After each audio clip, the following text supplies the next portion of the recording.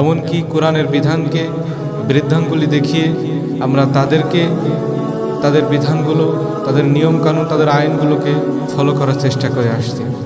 আল্লাহ সুবহানাহু ওয়া তাআলা আমাদেরকে বলছেন, ইয়া আইয়ুহাল্লাযীনা আমানু, হে ঈমানদারগণ, লা তাত্তাখিযুল ইয়াহুদা ওয়ান নাসারা, তোমরা ইহুদি ও নাসরাদেরকে তোমরা বন্ধু হিসেবে গ্রহণ করো না।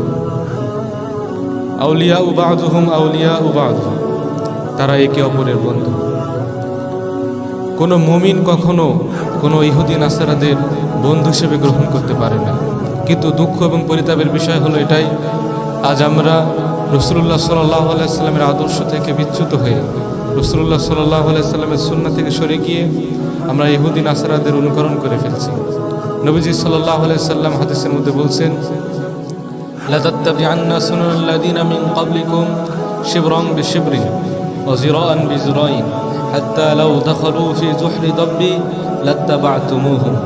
নবীজি সাল্লাল্লাহু আলাইহি সাল্লাম বলছেন, এমন একটা সময় আসবে যে সময় তোমরা ইহুদিদের অনুকরণ এমনভাবে করবে, এক বিঘাতের বিপরীতে এক বিঘাত, এক হাতের বিপরীতে এক হাত।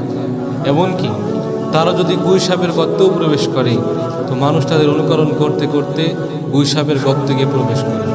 সম্মানিত উপস্থিতি, আমাদের সারা পৃথিবীর পশ্চিম থেকে পূর্ব, উত্তর থেকে দক্ষিণ, আমরা যেদিকে তাকাই সারা পৃথিবীর পশ্চিমা সংস্কৃতির গোলক ধাঁধায় মুড়িয়ে আছে।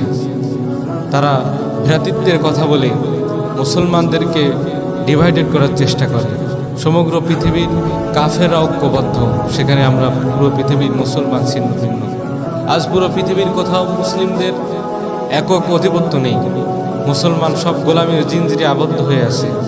সেজন্য আমাদেরকে ঐক্যবদ্ধ হতে হবে, কাফেরদের মোকাবেলা করতে হবে ইমানি শক্তি নিয়ে।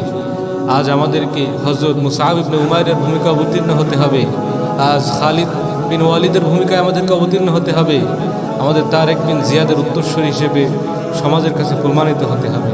আমরা রাসূলুল্লাহ সাল্লাল্লাহু আলাইহি সাল্লামের প্রিয় উম্মত। আমরা এই দুনিয়াতে এসেছি নিজেদের বিলাসী জীবন ভোগ করার জন্য নয়, আমরা এসেছি মজলুমের আর্তনাদ শুনে জালেমকে ধ্বংস করার জন্য। আমরা এই পৃথিবীতে অবতীর্ণ হতে চাই হযরত খালিদ বিন ওয়ালিদের দরবার হিসেবে সমগ্র কুফার শক্তিকে দুনিয়া থেকে চিরতরে বিদায় করে দিতে।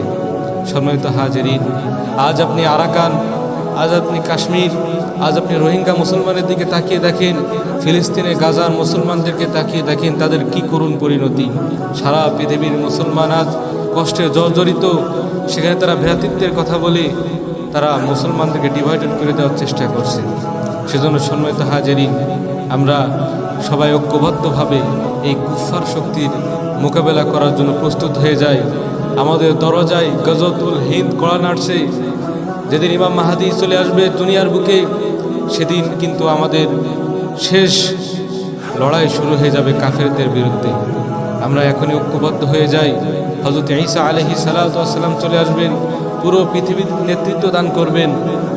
আমরা এসে হযরত ইমাম মাহদীর দলে শরীক হয়ে যাওয়ার জন্য সবাই প্রস্তুত হয়ে যাই। সেজন্য রাসূলুল্লাহ সাল্লাল্লাহু আলাইহি সাল্লাম আমাদেরকে বারবার তাকিদ দিয়ে বলছেন যে কোন মুসলমান সবাই যেন ঐক্যবদ্ধ থাকে, মুসলমান যেন ছিন্ন ভিন্ন না হয়ে যায়। সম্মানিত হাজিরিন, আমরা সবাই রাসূলুল্লাহ সাল্লাল্লাহু আলাইহি সাল্লামের আদর্শকে বাস্তবায়ন করার চেষ্টা করব। আমরা কোনো ইহুদি কাফেরদেরকে নিজেদের বন্ধু হিসেবে গ্রহণ করব না। আল্লাহ সুবহানাহু ওয়া তাআলা আমাদের সবাইকে আমল করার তৌফিক দান করুন। ওয়া মা আলাইনা ইল্লাল বালাগ।